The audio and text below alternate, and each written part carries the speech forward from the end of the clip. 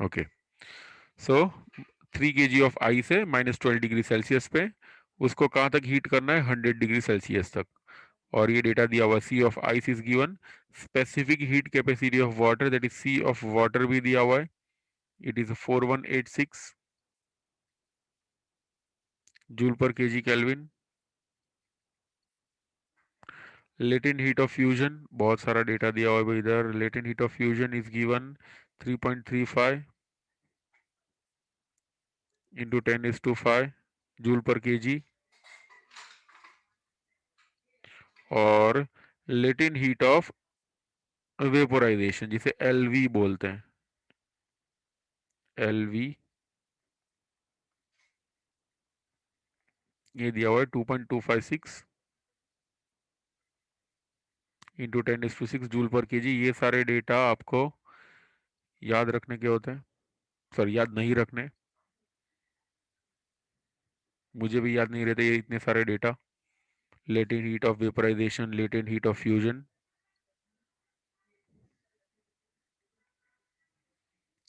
हाँ, याद रखो तो आपके लिए ये अच्छा रहेगा कि, क्योंकि कभी कभी क्वेश्चन ऐसा आ जाता है, कुछ डेटा समथिंग समथिंग समथिंग दिया होता है और बोलते हैं कि भाई find the latent heat of vaporisation. तो अगर आपको ये वाली वैल्यू याद हो कि भाई चलो ये इतना होता है, तो आप लोग इजीली इसको टिक कर सकते हो, okay, without any calculation.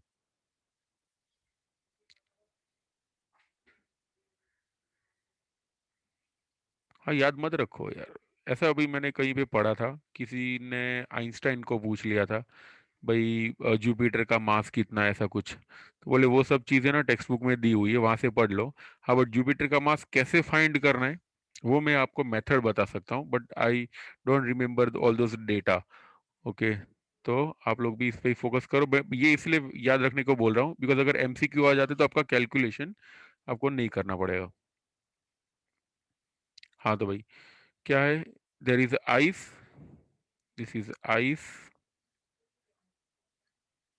Eight -12 degree Celsius.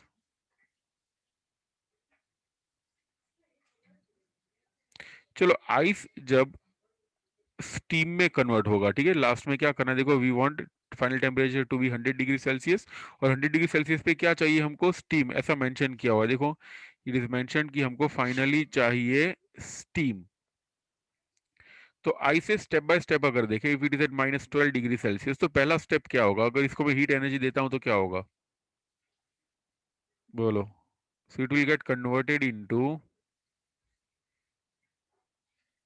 Ice eight 0 degree Celsius.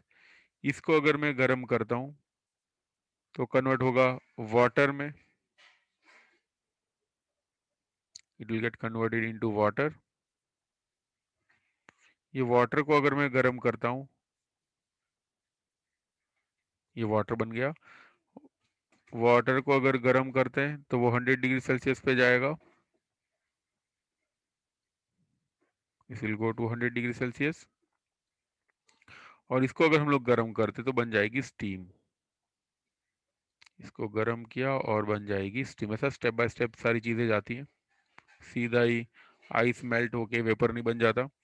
So ice at -12 degree Celsius, heat energy दी तो यहाँ पे रहेगा आइस एट 0 डिग्री सेल्सियस, इसको गर्म किया तो होगा वाटर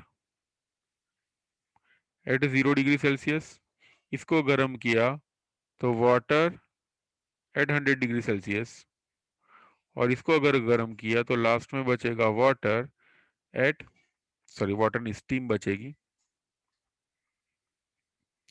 लास्ट में बचेगी स्टीम एट 100 डिग्री सेल्सियस। ठीक, इस तरह से स्टेप बाय स्टेप जाएगा।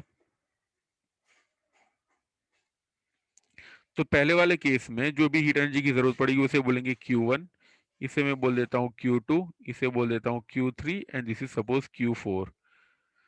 सो अगर आइस से स्टीम तक जाना हो तो टोटल हीट एनर्जी अगर Q है तो we can write total heat energy required, total energy required, total energy, just a minute इसको हटा देता हूँ,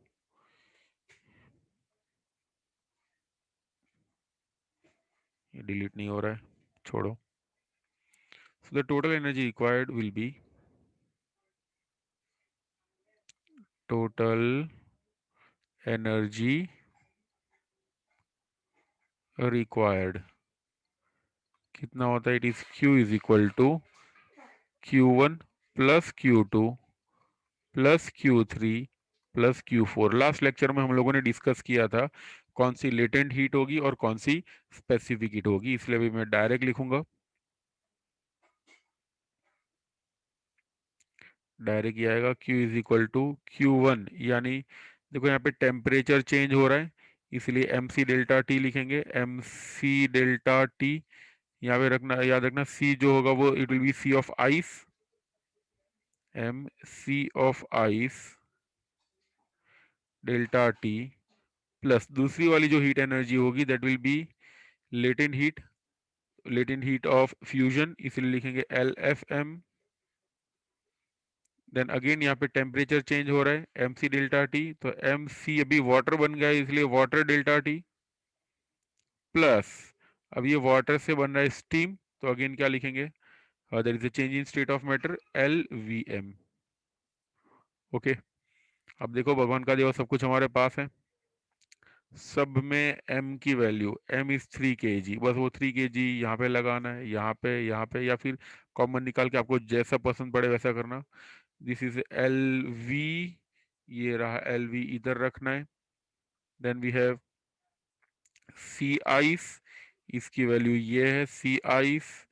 then this is L F, तो ये रहा एल एफ। फिर कौन बच गया? सी डब्ल्यू, तो ये रहा सी डब्ल्यू। बस सारी वैल्यूज तो मिल गई, और क्या बाकी रहा? हाँ, डेल्टा टी, डेल्टा टी याद रखना, पहले वाले केस में जो डेल्टा टी होगा इट इज 12 डिग्री सेल्सियस, ये वाला डेल्टा टी लेना है 12, बिकॉज 0 से 12 हो रहा है, सॉरी -12 से 0 हो रहा है, तो this will be 12 degree celsius. और ये केस में वाटर के लिए जो हो रहा है वो 0 से लेके 100 तक जा रहा है, इसलिए यहाँ पे लेना है 100 डिग्री सेल्सियस। तो इसका स्क्रीनशॉट ले लो, देन रेज योर हैंड।